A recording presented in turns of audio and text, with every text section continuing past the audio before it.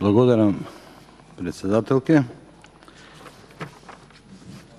Овдека се искажа многу констатации, многу оценки, многу параметри за поставување на тир зони. Во Македонија на многу места има отворено тир зони. Јас ќе почнам од поставеноста на општина Куманово. Куманово се наоѓа на раскрсница на двата најголеми коридора во Република Македонија, коридор 10 и коридор 8. Коридор 10 е према Унгарија, према Будимпешта. Коридор 8 е према Истанбул. Второ, во близина на Куманово се наоѓа царински терминал, граница. Во близина на Куманово, близу локациите кои ние ги предвидувавме за тир зони, поминуваат гасовод, железничка пруга. При последната посета на сегашниот премиер на Република Македонија, господинот Зоран Заев, дадена е донација за Република Македонија од 72 милиона евра за изградба на втората делница од пругата Куманово-Деве Баир, на делница од Белјаковце до Крива Паланка. Така да, ако некој град во Република Македонија има географска поставеност и економска оправданост за отворање на тир зона, тоа е Куманово. Ако може во Скопје да има тирс 1, тирс 2, ако може во секој друг град низ Македонија да има тирс, Куманово заслужува со својата местоположба и со сите оние бенефити кои ги дава таа географска местоположба да има своја тир зона. Тоа е првата работа. Втора работа. Етиологија за овие тир зони. Уште во локалните избори 2005, актуелниот градоначалник на општина Куманово ја ветуваше тир зоната во Куманово. На локалните избори 2009 се повторија ветувањата за тир зоната. 2013 исто за нови избори и сега се збори тир зона во Куманово. Со одлука на влада 2012 година, кога децентрализацијата на општините се намалуваше, на општина Куманово е дадена локација од 40 хектари во близина на село Речица за изградба на тир зона. Кумановската локална самоуправа направи урбанизација на тоа земјиште, меѓутоа тука се застана. Никаква дополнителна инвестиција на таа тир зона немавме понатаму. Бидејќи таа тир зона стоеше, немаше реализација, немаше барање од државата за помош за таа тир зона.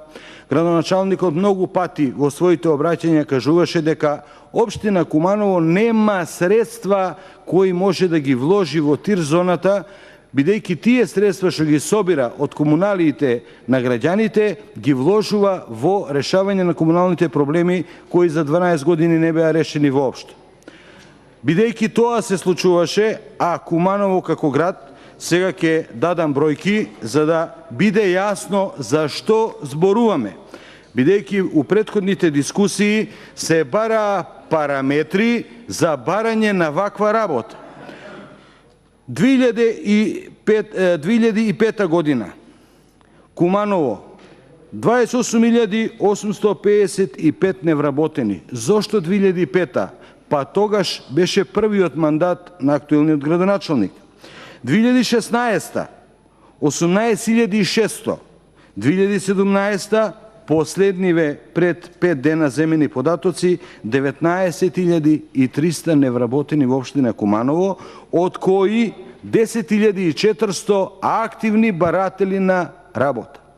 Ако општина Куманово со овие 10.400 активни баратели не ги исполнува условите и барањата за да оваа реформска влада вложи, и рековме преди малку, со најдобра позиција во Република Македонија, не постои друг град сем Гевгелија со подобра географска позиција за отворање на тир зоните.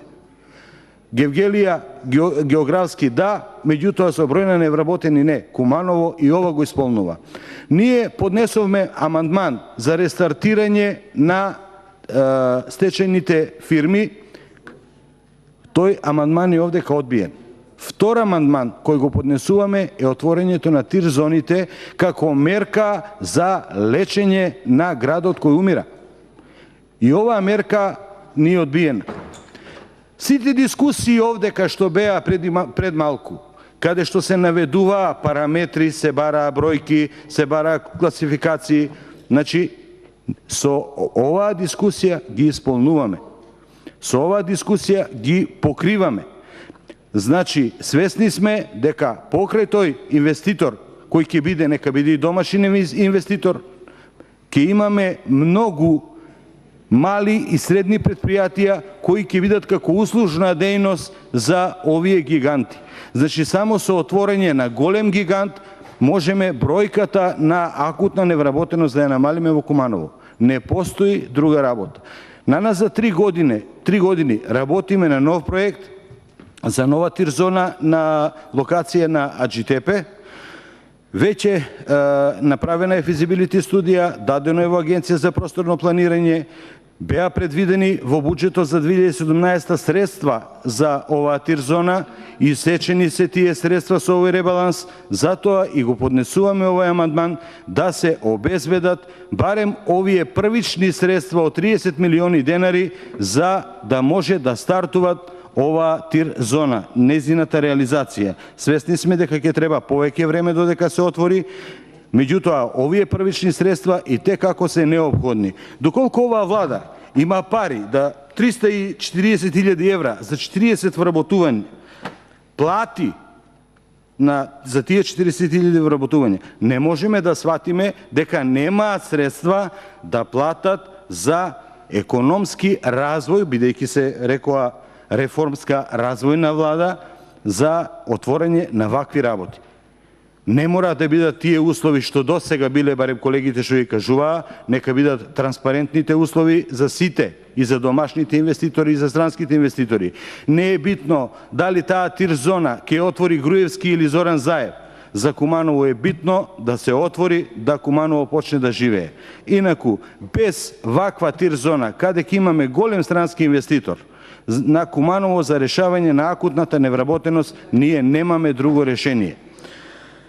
И за крај, доколку оваа влада има акцијски план за збринување на мигрантите кои треба да доаѓаат во Република Македонија, треба да излезе и да им каже на оние граѓани невработени кои не ги решиле своите економски обстојувања во оваа држава, на кој начин мисли во најкраток временски рок да им ги помогне на овие граѓани и да им ги реши проблемите. Благодарам.